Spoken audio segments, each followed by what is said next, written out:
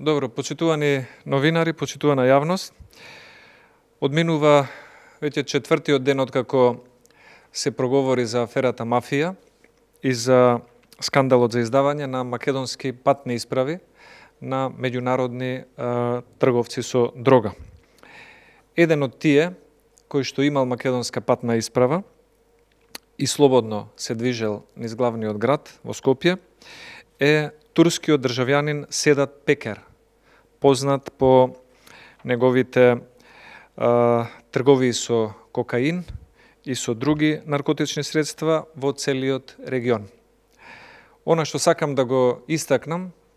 денес е дека, за разлика од Скопје, каде што Седат Пекер, познат во Македонија како Джадин Амедовски, имал таква патна исправа,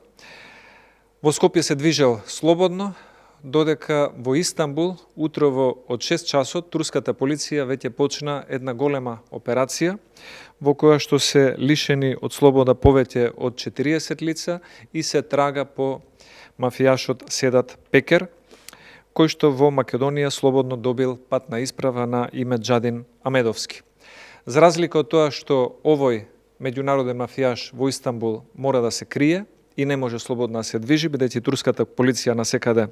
го бара,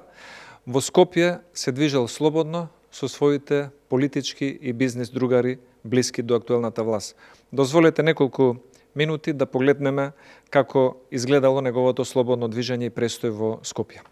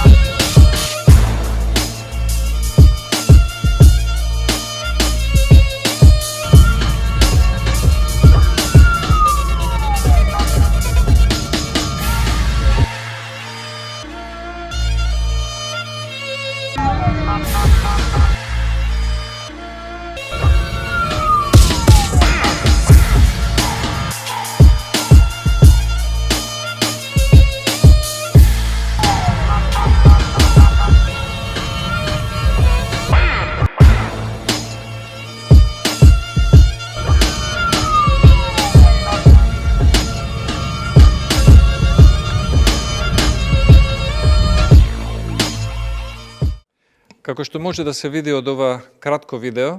Седат Пекер, кој што добил македонска патна исправа под името Джадин Амедовски, во Скопје бил пречекуван со службени полициски возила на аеродромот, му бил обезбеден ескорт до центарот на градот, а во градот бил придружуван и од лица од МВР како дел од неговото обезбедување. Инаку се сретнувал, како што кажа и премиерот, со повеќе коалициони партнери на актуелната владеачка гарнитура и со нивни бизнис партнери. Во денешната акција во Истанбул, турската полиција го бара за организирање на криминална група, за подкуп, за рекет, за нанесување телесни повреди, како и за лишување од слобода на повеќе лица.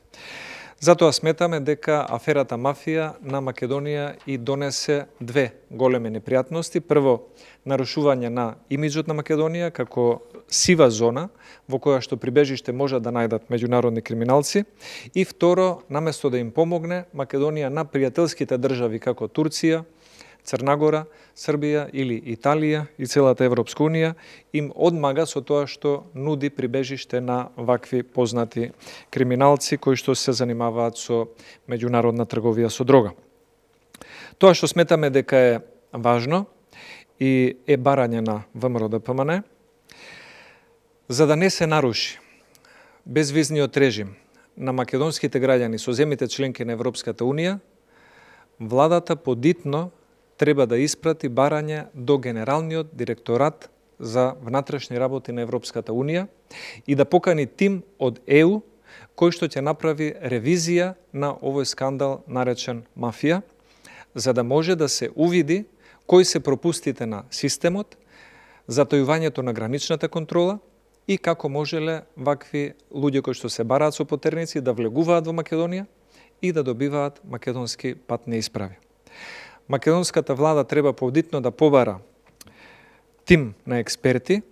од Генералниот директорат за внатрешни работи на ЕУ, а се со цел да не го доведе во ризик безвизниот режим на македонските граѓани при нивното патување во Европската унија, бидејќи овој безвизен режим, кој што Македонија го доби во 2010 година, се заснова на принципот на високи стандарди, сериозна гранична контрола и меѓусебна доверба на државите членки на ЕУ и државите кои што уживаат безвизен режим. Со скандалот мафија сметаме дека оваа доверба Македонија ја губи, затоа што на познати мафијашки структури од Црна Гора, Италија, Турција, Србија и други места им биле доделувани македонски патни исправи, со што тие го изигрувале системот на Интерпол и на земјите членки на ЕУ, кои што трагале по овие мафијаши. За да не испадне дека Македонија е на страната на мафијашите,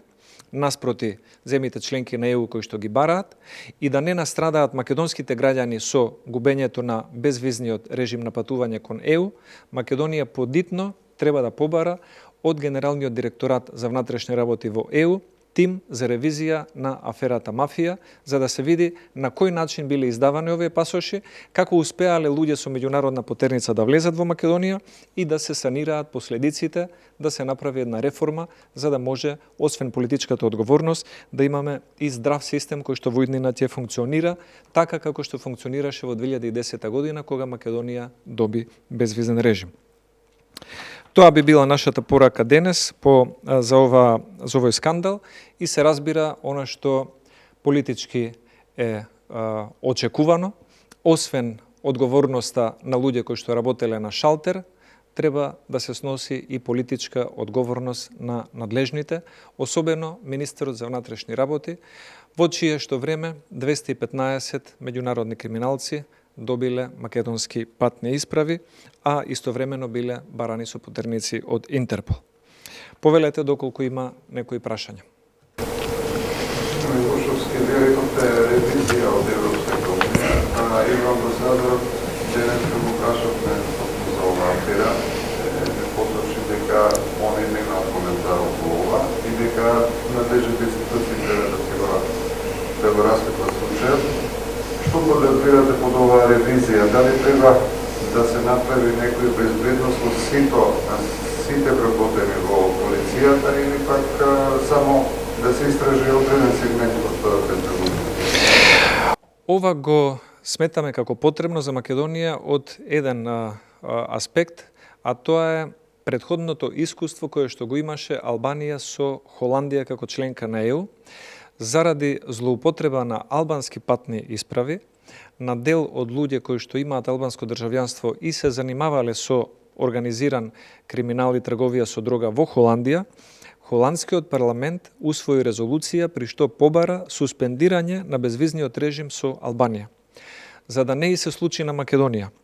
некоја држава земја членка, како што е Италија, Холандија, Данска или било која друга, да побара суспендирање на безвизниот режим кон македонските граѓани, бараме надлежниот директорат, а тоа е директоратот за внатрешни работи од ЕУ, да биде поканет од Македонија како држава и стручен тим да дојде и да направи ревизија на целата афера, која што ќе открие кои се пропустите во системот и како може човек со меѓународна потерница прво да влезе во Република Македонија и да не биде препознаен, и второ, да извади македонска патна исправа, и трето, да замине во правец кој што не му одговара со таа лажна патна исправа. Тоа се 3 изигрувања на системот на Интерпол и 3 изигрувања на безвизниот режим. За да не настрадаат сите граѓани заради ваквите пропусти, бараме ревизија од Европската унија за да може да се санира системот и да имаме гаранција дека во иднина никој нема заради финансиски, политички или мафијашки мотиви да го злоупотребува македонскиот безбедносен систем и издавањето на патни исправи. Дали овде не се загрозени слободата и правата на оние на кои што им е украдени идентитетот? Дека тие се македонските граѓани, меѓутоа не живеат овде. Во секој случај, сметам дека секој оној чиви што податоци биле земени, како име, презиме и матичен број, за да се издаде лажен пасош со украден идентитет на меѓународни наркобосови, имаат повреда на нивните права и би можеле да ја тужат државата за таквата злоупотреба и за таквиот пропуст, а тоа отвора и прашање за одговорноста не само на МВР, туку и одговорноста на управата за матична евиденција, која што ги има сите податоци на луѓето и нивните матични броеви. Благодарам многу.